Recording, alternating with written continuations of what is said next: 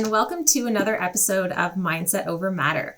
I'm your host, Gabby Gooding, and in this episode, I'd like to explore how we can use the laws of power to our advantage at work. The 3 laws I'm going to share with you today come from a book called The 48 Laws of Power, written by Robert Greene. In the interest of time and brevity, though, and relevance, I selected only a small subset that we can dissect together, although I assume that Robert Greene would suggest that all 48 laws are always at your disposal to leverage. Now, before we get into it, I would like to tell you a bit about my experience reading this book. When I first picked up the 48 Laws of Power, I was still in what I would consider a very naive state of mind about the world, where I thought that honest meritocracy was real and sufficient, and that there were no games or manipulations necessary to succeed in life.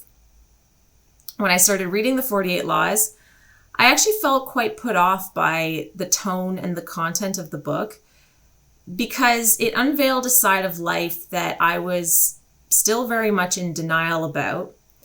And it did so in a tone that was very direct, with no sugarcoating. So it's a little bit hard to digest. And I remember feeling very down and heavy-hearted because it seemed like there was actually a secret game that I needed to learn how to play in life. And there were so many rules to remember, and you always had to have your guard up and be on top of your game. And I just found the thought of that exhausting and very discouraging. So I set the book aside for several months, actually. I think it may have actually been up to a year or 2 even. And so while the book sat and collected dust, though, I went on living my life, studying a lot at the time and working. At the time, I had started a new role at work.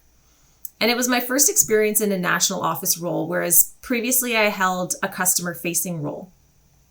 And my new colleague and mentor that I had, who was showing me the ropes in this new role, he ended up being one of the most influential mentors for me, because not only did he teach me how to perform the tasks of the job, he also taught me how to navigate the people. For the first time ever, I was working with individuals that were at the VP level or higher in the corporate hierarchy. And things were suddenly political and at work, and this was very new to me. And so the things he taught me not only helped me avoid corporate politics faux pas, but also helped me get ahead pretty quickly and just in general think about the corporate landscape very differently. This experience at work made me realize that I could resist the fact that there is a game with rules and power plays. But the fact of the matter was that it was true. I shifted my mindset to be accepting of this fact, to observe it neutrally, and to use what I knew for good, or what I was learning for good. Like with any subject out there, any new knowledge that you acquire comes with a new responsibility to use that knowledge for good. I also happened to listen to an interview at the time with Robert Greene talking about his book, which is notorious for having its readers feel a little bit put off by its tone and content as well. And I remember he said that although he wrote it in a time of his life when he was carrying some anger and resentment about different power dynamics that were at play in his own life, he didn't mean to present the 48 laws as weapons, but rather as tools that we can use to help ourselves once we come to understand the world as it operates, or a tool to understand how the world operates if you're not resistant to it and you can read the content with an open mind. Remember this: people will write and say things from their level of understanding and experience only. It's the only option any of us have. And although we should be genuinely open to listening to people's ideas and perspectives and opinions, we have no obligation to agree with them or to change our position on the matter if we're not ready to do so. The power of free discourse is immense enough if we can engage from a place of love, neutrality, and acceptance. This has actually transformed how I approach reading and learning in general. I'd say life in general, because I will now purposely lean into topics and writers, speakers, situations that I don't necessarily agree with, or that are more foreign to me, I would say, to force myself to expand my thinking and, more importantly, I would say, develop my practice of neutral engagement, because I think that is a lost skill. And personally, I'm trying to develop that skill as much as I can and put myself in situations that'll help me do that. Because consistently engaging with feel-good material only that will just validate what I already believe helps me 0%, helps anybody 0%. And as a side note, I would say this is a danger of social media, because the algorithms that exist that decide what content to show you, they are built to show you more content that you already agree with or that you already like. And so it actually does us a huge disservice if we're trying to expand our thinking or do any of the things that I described. Social media is actually the worst or the best at doing the opposite. Okay. So back to these laws of power. Here are 3 that I've chosen out of the book that I think can really transform how you're perceived at work and how you can succeed at work. Okay, so let's get into it. Law number 1 is a great one. It's kind of the master law. And the law says, never outshine the master. Okay.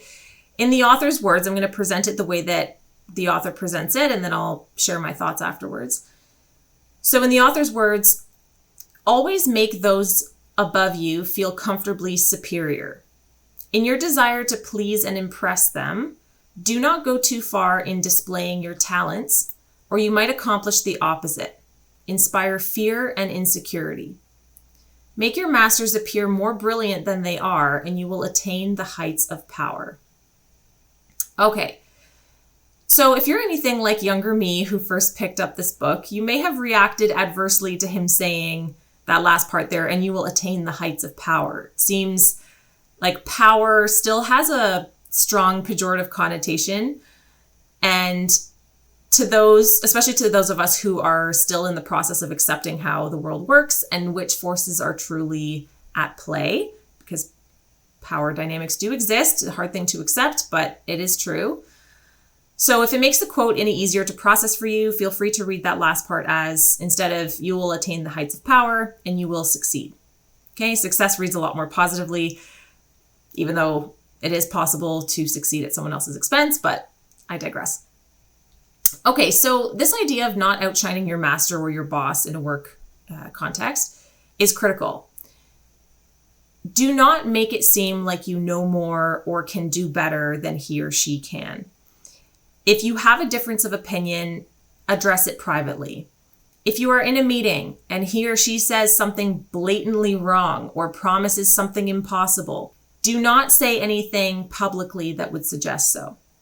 Okay, public praise and private debate is the way to go. And this can take an immense level of self-control, but it is always the preferred approach, believe me. Now, with this law, I would actually take it a step further and suggest that you also don't outshine your peers and partners in public, and work partners. This one was less intuitive and more challenging for me because it meant openly hyping up my colleagues and giving them likely more credit than they deserve, which is tough to do, especially in a competitive workplace. This is very challenging. If we're all kind of out here competing for the same promotions, let's say, it isn't at all intuitive that I should make my colleagues seem like they're doing great and that, I'm giving them extra credit when secretly I probably want that credit myself. So it is challenging, but I have to tell you, I've practiced this and it works. And it works for 2 fundamental reasons. First, undermining others in a team meeting or a public setting is just a bad look. Everyone can tell that you're trying to take credit or throw other people under the bus. Even if you think you're being super subtle, people can tell. And it looks tacky 100% of the time. Being the person who will lift others up in public makes people want to work with you. They will actually like you more because of the positive feelings that they felt around you, especially if it was because of something you said, which gives you a form of power as well, being liked, right? Second, by publicly giving others just a little bit more credit than they deserve, introduces an imbalance that invokes the law of reciprocity, where the person now feels that they owe you for helping them look good in front of others, even though they didn't ask for it, and even though they probably didn't fully deserve it. So they know that. They can tell that you've hyped them up. They're grateful for it, I'm sure, but they can't help but feel like they owe you now. So it might seem counterintuitive, but I would challenge you to try making others look good as a way of getting ahead yourself, especially your boss, but also your colleagues as well. Because if you think about it, even if you were to give your boss credit for an idea that you had, if it makes your boss look good in front of his or her boss, now you have this law of reciprocity, or this feeling of, or they feel like they owe you a little bit.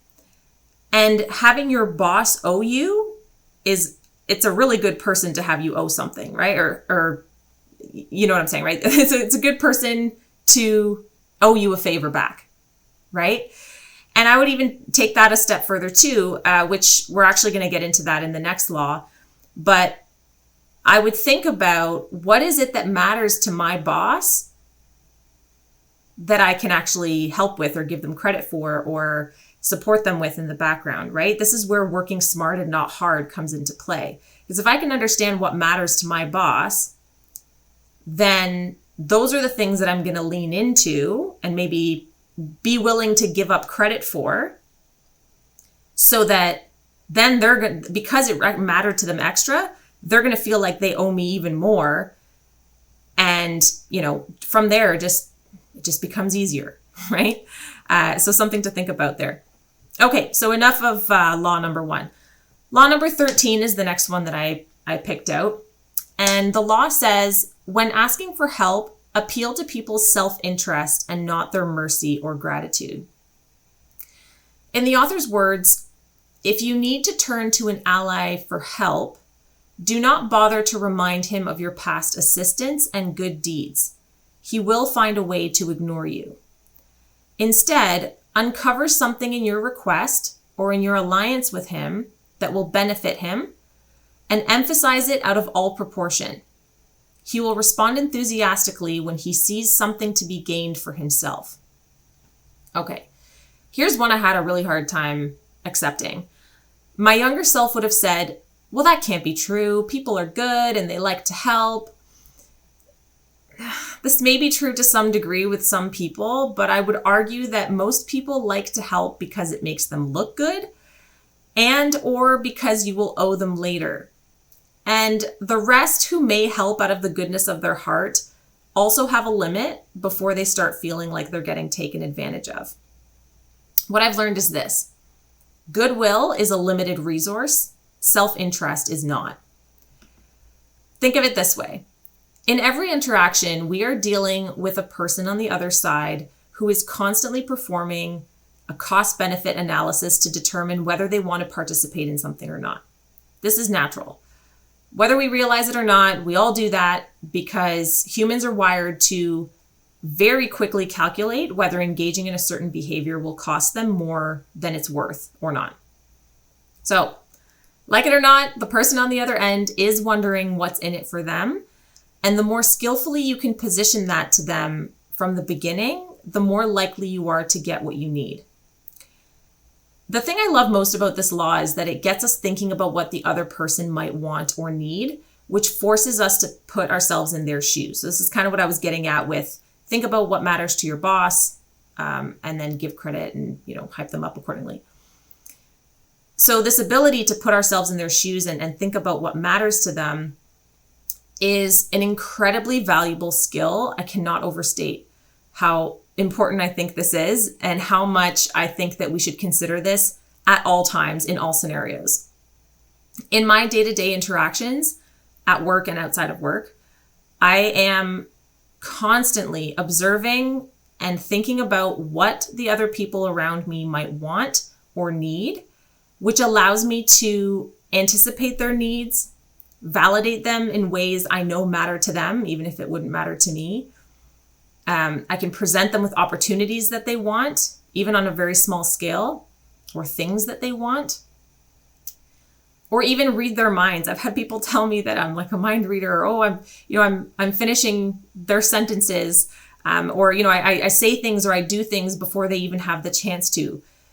This is not anything other than a practice skill that honestly makes me instantly valuable to other people at work, in relationships and friendships, and even out in public with strangers. And you can invoke the law of reciprocity so easily and so quickly if you can develop this skill enough. And you can do it too. This is nothing that's special about me. This is a perfectly accessible skill for anybody to develop. So I'd encourage you to start thinking about that. So the next time that you need a favor from somebody at work, I would recommend thinking about it as a trade instead of a favor, but don't present it as a trade if you can help it. Let's say you wanted to ask someone to take on a project that you just don't have time for, or you would simply rather not do. Instead of saying, could you please do me a favor and take on this project? Instant no. Everyone's busy. Nobody cares. It's the truth. Or saying, if you do this for me, I'll do something for you. Marginally better, but still weak. Try saying something like, hey, I know you're looking to move into X as your next role. Before I start on this project I just got, I wanted to give you the opportunity to jump on it. I know it would give you more exposure to the right people who could see your great work and vouch for you as you try to move into that next role. What do you think? By understanding what the person's motivations are, I can actually present this favor that I need as a gift or a favor for them. And the likelihood of them saying no is drastically smaller. So think about the power of that. And I would say, try it out, even on a super small scale. Okay, so last law that I've picked out is Law 31, if you are following along with the book. And the law is control the options. Get others to play with the cards you deal. So I'm just going to give a little bit of a warning for this one's one of those harsher stated ones. So I'll read it out as it's stated in the book. So in the author's words, the best deceptions are the ones that seem to give the other person a choice. Your victims feel they are in control, but are actually your puppets. Give people options that come out in your favor, whichever one they choose. Force them to make choices between the lesser of two evils, both of which serve your purpose. Okay, so I'm sure you can see why some readers are put off by the tone of this text. Some of the word choices, it's like every other word, like deceptions, victims, control, puppets, force, are perhaps unnecessarily strong and definitely pejorative. They didn't sit well with me the first time either. But if you can kind of see past that, I do think the lesson behind the word choices is definitely valuable. If possible, limit the number of options you ask others to choose from. The only exception I can see to this would be during a brainstorming session of some kind, where we are in an expansive state by design. But outside of that, I would say, if possible, limit the number of options you ask others to choose from. The way that I see it, this has multiple benefits that aren't at all ill-meaning. First, people by nature experience decision paralysis if they're presented with too many options, which can drag out the process drastically, especially if you require some kind of a consensus of any kind on a team, right? The larger the team gets, the harder this becomes. So by limiting their options, you can actually help your team arrive at a decision faster with more confidence. Second, if you can present options with a generally similar outcome that does benefit you or your team more, so it becomes kind of, not a win-win scenario, but a win-win-win scenario, right? It is arguably an objectively better way to go if the net benefit is greater overall, right? So why not? Third, if you are in charge of a project or a decision at work, let's say you're a manager, you may be privy to some information that others are not. So by controlling the options from which they choose, you can minimize your risk actually by limiting them to what is actually feasible or legal or compliance approved, right? Instead of opening a can of worms when having to address each of these potentially non-feasible ideas that they come up with one by one. Okay, so at least 3 applications of this law that I think are reasonably helpful in a work setting that are not ill-meaning at all or manipulative or anything like that. So I do hope that thinking about these 3 laws of power has helped you expand your mindset a little and given you some new tools to try to use in your day-to-day life. As always, I do thank you for your time and attention, and I look forward to having you tune into the next episode of Mindset Over Matter. Thanks so much, everybody. Take care.